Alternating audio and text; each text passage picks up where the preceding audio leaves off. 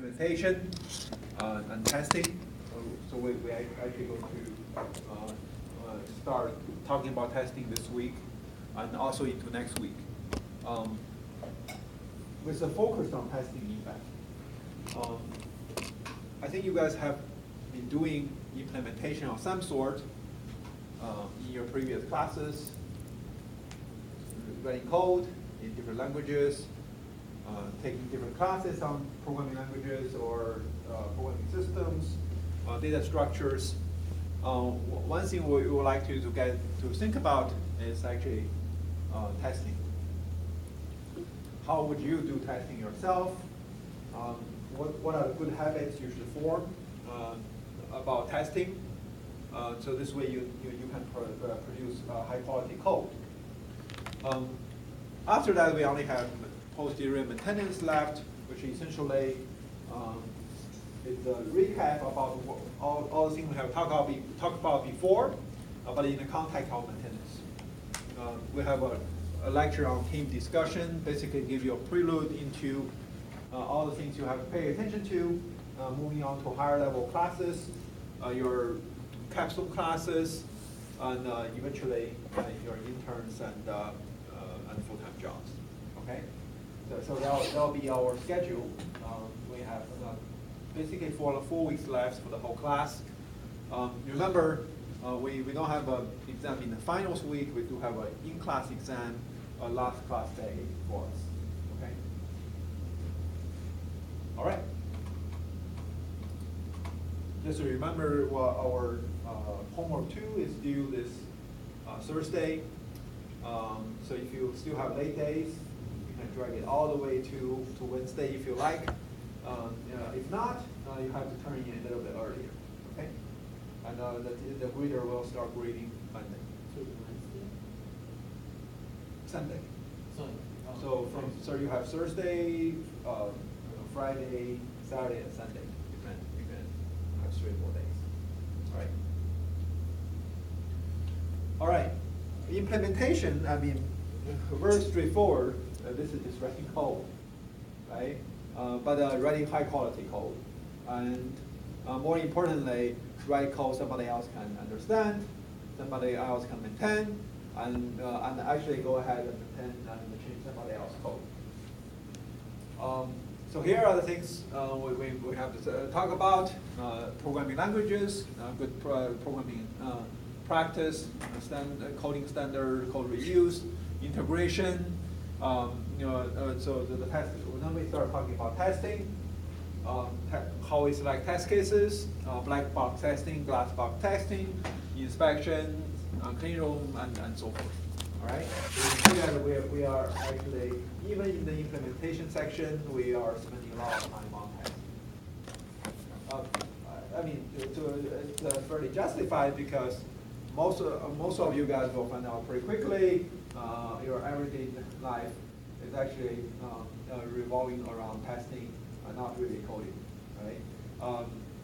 Actually, so close to 3/4 of your time will be devoted to coding. I mean, to testing and debug instead of writing new code. I mean, even in that 25% that's left, probably you have to spend quite a bit of time writing documentations.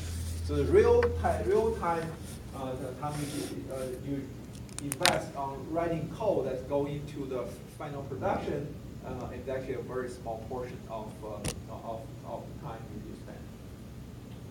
All right, so we'll talk about all these. So why we are talking about implementation, talking about code quality, and so forth, mainly because our individual programming power is limited. All right. So real-life products are generally too big to implement by a single programmer.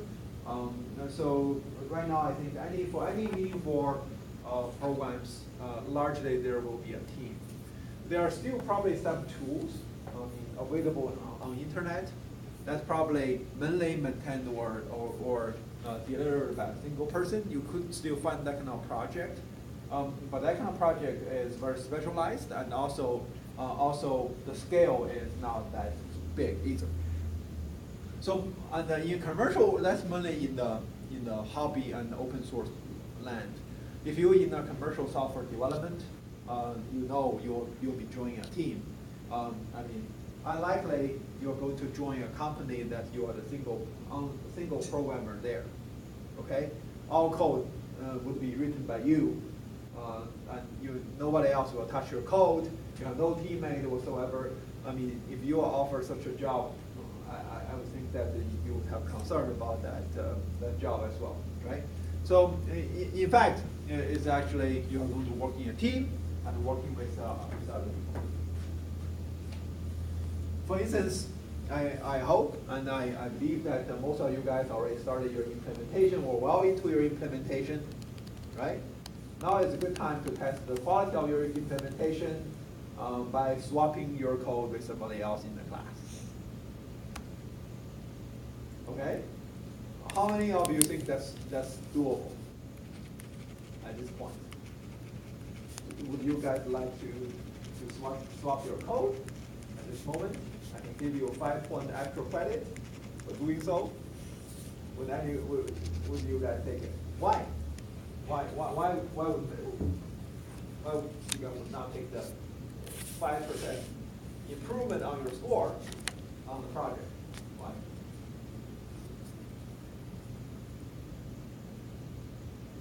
We've gone about it in different ways. We don't want to standardize and consistent. My code's not currently in a testable shape right now. Once I have tests, like, put together for it, I'd happily swap it so that someone has actually something to do. But I'm pretty sure showing other people the code you're using on your project is against department policy. That's probably true. That's probably true. So if the professor asks you to do it, it's fine. Yeah, I'm not going to listen to the professor over the department. Okay. Wow. Well, actually, I think so taking the department policy seriously is a very good thing. Recently, we have been dealing with a rush of cheating scandals going on. So that's definitely not something not to pay attention to, right? But that also reflects, even if I require to do so, you guys probably reluctant, and also probably going to add significant amount of time for you to finish your project. Okay, so essentially, to make your code maintainable and to actually make your code suitable for team development, it's not an easy task. This is different from what you have done before in your project. Basically, you write your code anyway. I mean, as long as you satisfy the requirement, you turn it in, you got your score. But once you get into team environments, that's not the case anymore, right? Even if you finished all your functionality, I mean, so-called finished, once you patch that to somebody else, it immediately becomes unfinished because they cannot do anything. They cannot use your code, they cannot modify your code, they don't understand your algorithm, right? They cannot test your code, that will be a problem. All right, the first thing we need to think about is what programming language we should use. This is old news for you guys. You guys are probably, at this point, fairly locked in your programming language, right? And if I say, oh, guess what? I heard this new programming language somebody just created in our department. I'd like to use it. Any adopters? So for instance, if I say, okay, now I want you guys to switch from Java to Haskell. Many of you guys have actually learned Haskell. How many takers? 5% improvement on your implementation score. Automatic pass, and I would do it. No. Or 50%. 50% too much. I mean, I could improve it to 10%. Okay. What? Okay. Then it sounds like a real negotiation going on. Yeah. So why are we not enthusiastic about trying a new language? Because we're already so far in, like, using a new language at this point would be completely different. we've already all designed our programs probably using an object-oriented approach because of Java. guess if you told me to go and use like C++ or Python instead, that would be fine because I Yeah. could keep the same general design and just redo it. But Haskell, no. Right, so this is exactly the problem. I mean, you actually are locked into languages, okay? So many people will actually tell you a language is a tool, you can use any language, which is not true, okay? You are actually enslaved by languages, not actually managing every aspect of languages. The matter of fact is, when you join a team, I mean, unless you are starting a new team, you are the guy who is deciding which language you're using. You pretty much have to adopt that language. Okay. Once you adopt that language, then we immediately lock into all these things that you just talked about. All right. Together with language, we have a methodology of design and everything, right? Libraries and infrastructures and tools and environment and all these things all decided and built, all right? The cost of switching would just be too high.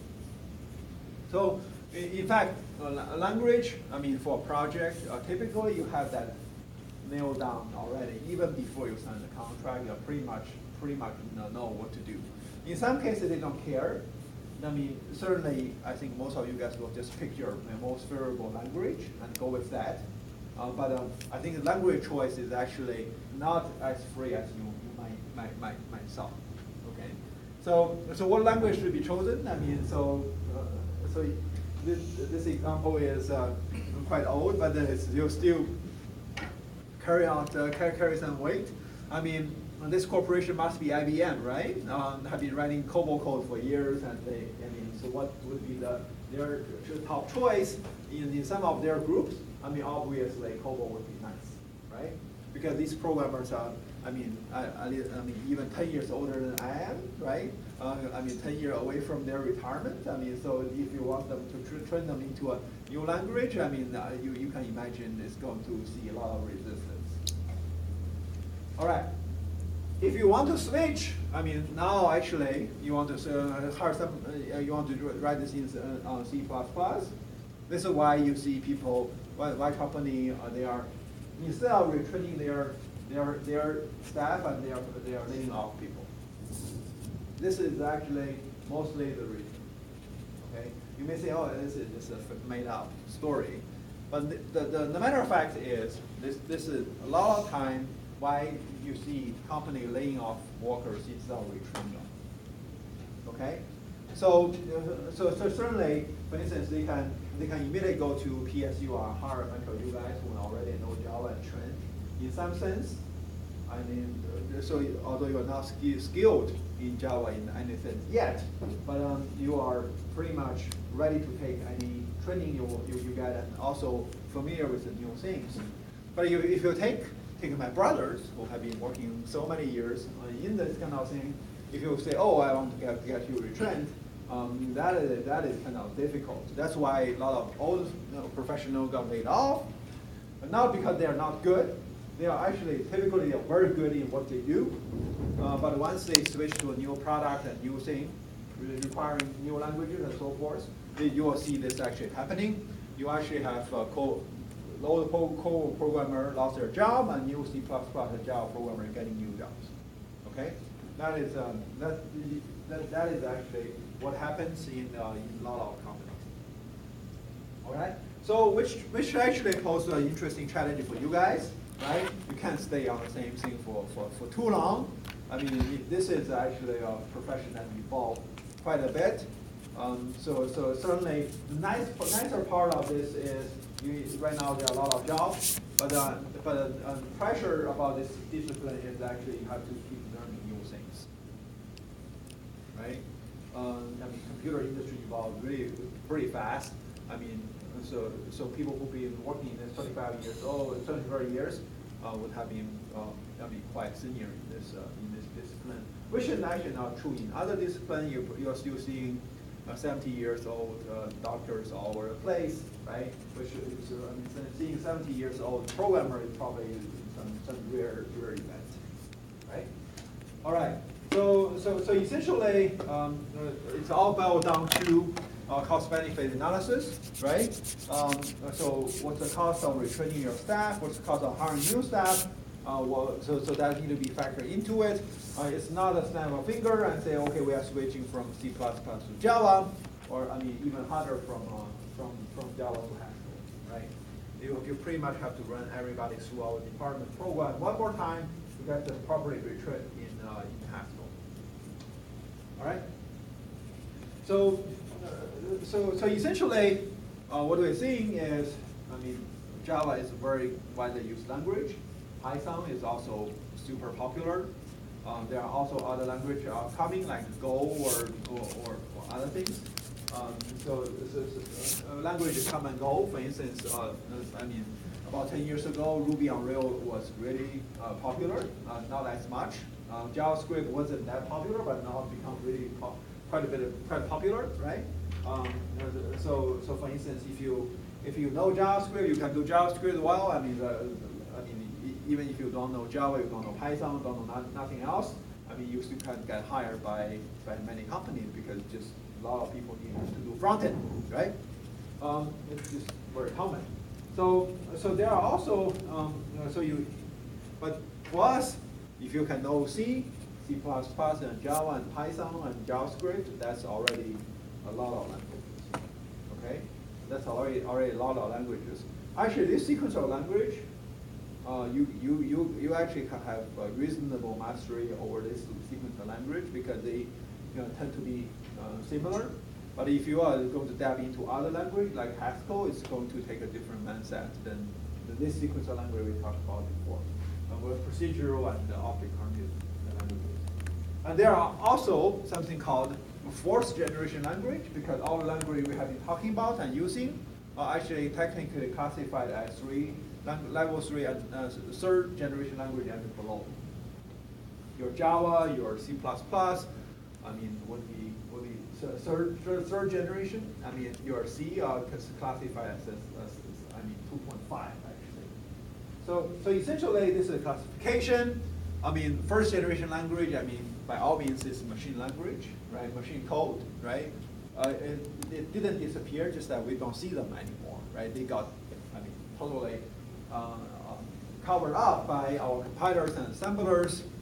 Then the second generation language is actually assembler, which we still use quite a bit. Actually, if you program low-level devices, you still may use a lot of assembly code embedded in your C code or C++, right? So for instance, if you go work for AMD, go work for Intel, go work for NVIDIA, go work for Cisco, and all these people who really have quite a bit of involvement in hardware development devices, you will have quite a bit of exposure to assembly language.